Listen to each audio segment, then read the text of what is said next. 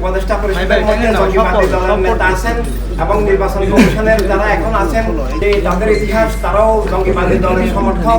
সেভাবে আমরা অত্যন্ত আতঙ্কিত আগামীতে সুষ্ঠু নির্বাচন হয় কিনা, কারণ সুষ্ঠু নির্বাচনের জন্য অন্তর্বর্তী সরকার এবং নির্বাচন কমিশন নিরপেক্ষ, পক্ষপাতমুক্ত এবং সব রাজনৈতিক দলের অধিকার স্বাধীনতা স্বীকার করতে হবে। সবাইকে কাজ করার নিজ নিজ আদর্শ তুলে ধরার সুযোগ দিতে হবে এবং দেশে কথা বলার, কাজ করার মতো জীবনের স্বাধীনতা, রাজনৈতিক দলের স্বাধীনতা, নিরাপত্তা থাকতে হবে এবং সেটা বর্তমানে নাই। তাই আগামী নির্বাচন সুষ্ঠু, নিরপেক্ষ, নিরাপদ হবে কিনা আমরা খুবই আতঙ্কিত, আমরা খুবই সংশয়ের মধ্যে আছি। স্বৈর রাজনীতির মাধ্যমেই স্বৈর রাষ্ট্র ব্যবস্থা প্রতিষ্ঠিত হয়। রাজনীতি জীবন জগতের নিয়ন্ত্রক শক্তি, দুনিয়াতে প্রাকৃতিক শক্তির পর রাজনীতি জীবন জগৎ, অর্থনীতি, সমাজ, মানুষ, মন মগজ, চিন্তা চেতনা, এমনকি ধর্ম সবকিছুকে নিয়ন্ত্রণ করে। রাজনীতির সাথে জীবন, রাষ্ট্র, ধর্ম সবকিছু সরাসরি জড়িত।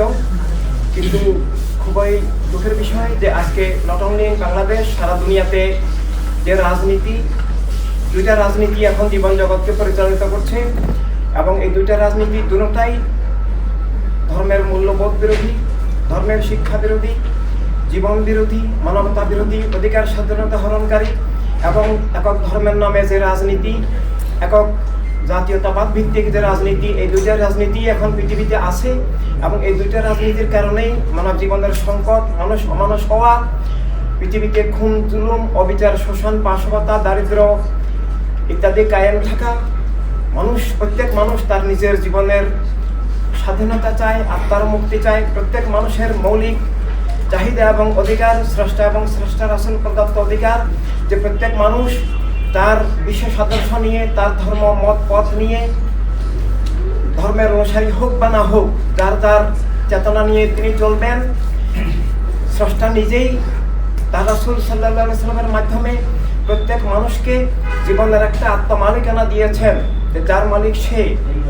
স্রষ্টা প্রদত্ত আত্মমালিকানা, যেটাকে অথরিটি অফ লাইফ, স্রষ্টা প্রদত্ত অথরিটি অফ লাইফ, কিন্তু সেটা বর্তমানে বিলুপ্ত। মানুষের ইসলামের প্রতি আবেগ অনুভূতিকে ব্যবহার করে ইসলামের নামে রাষ্ট্রের কথা বলে মানুষকে প্রলুব্ধ করে ইসলামী রাজনীতি, ইসলামের নামে রাজনৈতিক দল ইসলামের রাষ্ট্র বলে ইসলামকেই ধ্বংস করছে। ইসলামের নির্দেশিত রাজনীতি একমাত্র মানবতার রাজনীতি। আমাদের নবী সাল্লাল্লাহু আলাইহি সাল্লামের প্রতিষ্ঠিত মদিনার সনদের প্রথম ধারাতেই আছে রাষ্ট্রসভার, রাষ্ট্র সব মানুষের, রাষ্ট্র এক ধর্মের নয়, সব ধর্মের সব মানুষ তার বিশেষ আদর্শ নিয়ে, তার জীবন জীবিকা নিয়ে, তার জীবনের স্বাধীনতা নিয়ে, তার আত্মমালিকা নিয়ে রাষ্ট্রের সমান বৈষম্য মুক্ত নাগরিকত্ব নিয়ে সমানভাবে চলবে।